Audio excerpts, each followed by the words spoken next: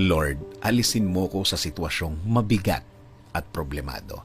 Salamat sa bagong araw na binigay mo, Panginoon. Alam po namin na ang hatid ng araw na ito ay biyaya.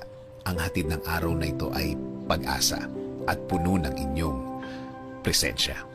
Panginoon, ako ay nasa isang problema na hindi ko akalain na mapupunta ako. Dulot po ito ng isang maling desisyon at maling akala noong mga nakaraan. At hindi ko po akalain na lalaki po ito ng ganito.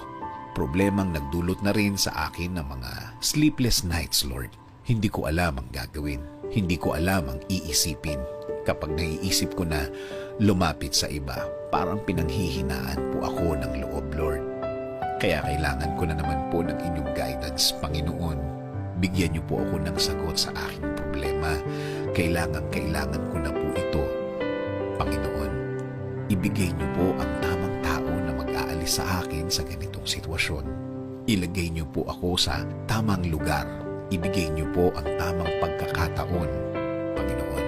I-guide niyo po ako ulit sa problema kong ito. Make my path straight, Lord. Make my thoughts right. Make my heart placed in the right direction, Lord. Ibinibigay ko po ng buong puso ang aking sitwasyon sa inyo, Panginoon.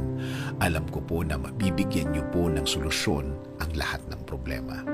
Alam ko din po na mabibigyan niyo ng solusyon ang aking problema, Lord. Kakapit pa rin ako, Panginoon, sa salita na magpapalakas ng aking loob. Alam po namin na ang mga salitang ito ang magbibigay sa akin ng inspirasyon. Buo ang aking faith, buo ang aking pagtitiwala at paniniwala. Alam kong may mangyayaring pagbabago, Panginoon. Alam kong darating ang kailangan kong tulong galing sa inyo, Lord. Kayo na po ang bahala din sa aking pamilya, Lord. Alagaan at protektahan niyo po sila, Panginoon. Ibigay niyo rin po ang pagmamahal na para sa kanila, Lord. Panginoon, salamat. Salamat sa lahat ng pagpapala. Patuloy kaming aasa. Patuloy kaming magiging faithful na ang lahat ay mabilis na dadaan. Ang lahat ay mabilis na magbabago sa tulong ninyo, Panginoon.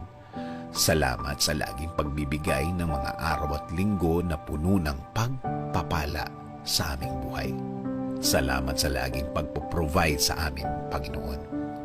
This is our prayer. In Jesus' name, Amen.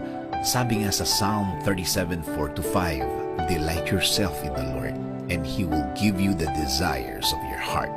Commit your way to the Lord, trust in Him, and He will act.